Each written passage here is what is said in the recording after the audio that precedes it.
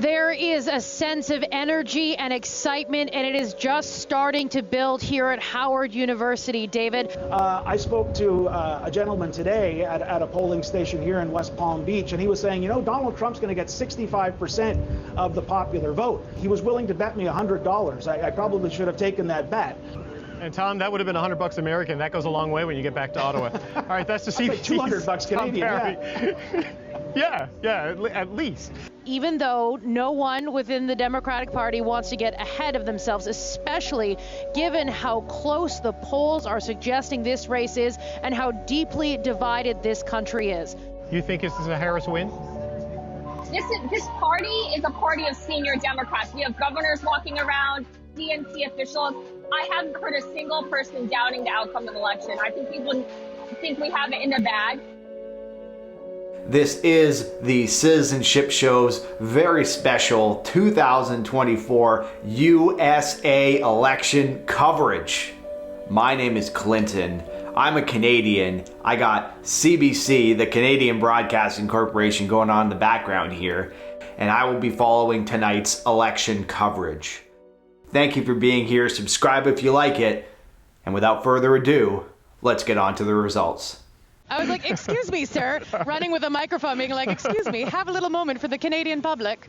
It's already begun. Those numbers at the bottom of your screen, that is the count. That will offer the tally of how the race for presidency is playing out. All right, so just draw your attention one more time to the results bar. I almost said mini bar, but it's not a mini bar, it's a results bar. 90 for Donald Trump, 27 for Kamala Harris. There are no surprises there on the board at all. But surprises are coming. One thing I will say, Adrian, what has happened is that just for a moment, some big screens that are lining the quad here, they started playing some CNN, some American News Network coverage of the results. And when CNN projected that Donald Trump would be winning Florida, the way the crowd started to boo and the way sort of the energy started to just shift just a little bit.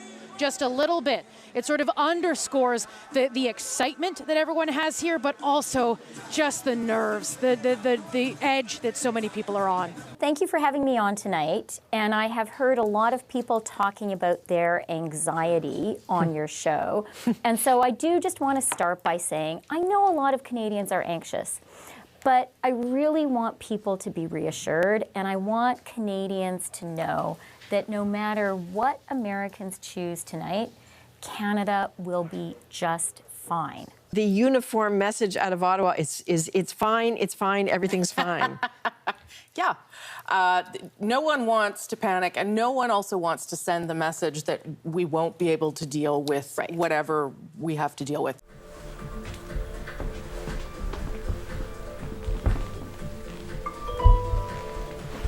Who are you talking to down there, David?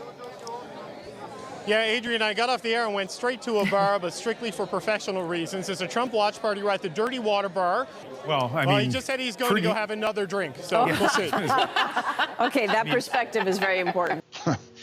Well, correct me if I'm wrong, but that's one of the things that has irked Trump throughout recent history, right? That he's never won the popular vote, and this would obviously turn that on its ear. I wanted to ask about nauseousness, since we haven't talked about that enough tonight. Katie, I go back to the line that you had at the beginning of the night, the nauseous optimism turning, as you just said, into waves of nausea. What's happening there now? Yeah, Adrian, if we can describe the start of this night as having the vibe of a wedding, it is slowly morphing into what feels more closer to possibly a funeral. It's not there yet. There are these gigantic American flags, like the size of a side of a house. They're a gigantic part of the decorations here. One of the prominent flags was slowly brought down without explanation. And, you know, it could be for a variety of reasons, but when you're bringing down something so symbolic at this kind of a political rally, it sort of has a moment there. It's something that everybody noticed. Everybody put up their cameras and sort of took photos and videos of that flag coming down. But we're not seeing the energy we saw at the start of the night. And of course, people are now starting to actually leave the venue.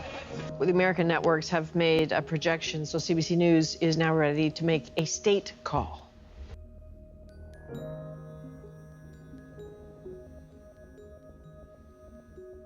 you know, the conservatives in this country will be delighted at where things are headed.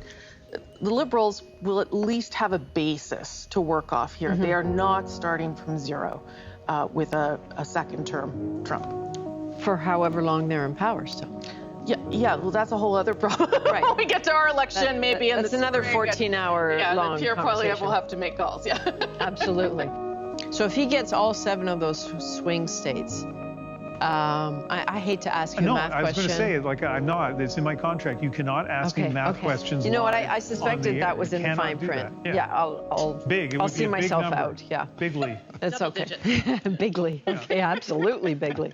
Math. I've missed talking to you about math over the last few minutes. I'm not going to talk about math. I'm going to talk about the sense of inevitability that there is about a Trump win. There are now 4 paths. He is so close to 270 electoral college votes. And look at all the if he wins any of the 4 remaining swing states, he is guaranteed, you know, confirmed in the White House.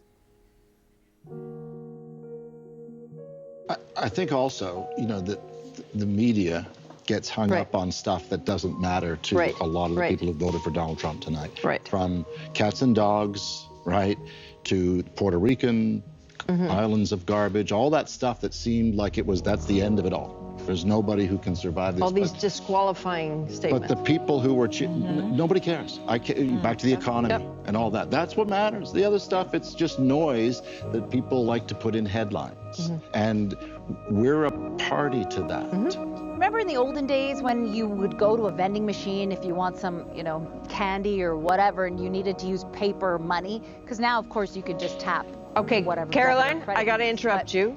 Because Donald Trump has arrived at political thing. Look what happened. Is this crazy?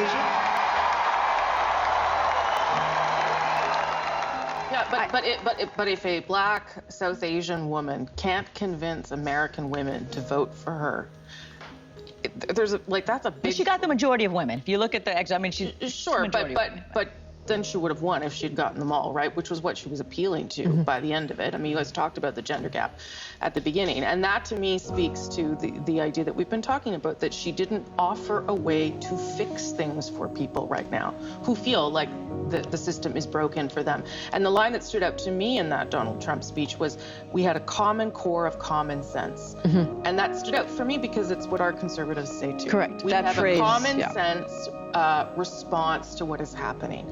We used to say not so long ago that most Americans wanted somebody else, and neither Biden nor Trump. the double haters, they called them when Joe Biden. Exactly. So then along came somebody else, and they chose one of the people, but winning the popular vote. It's to me, it's stunning.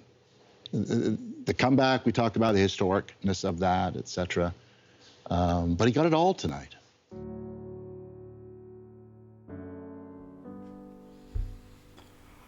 I don't really know how to end this other than just saying, do subscribe.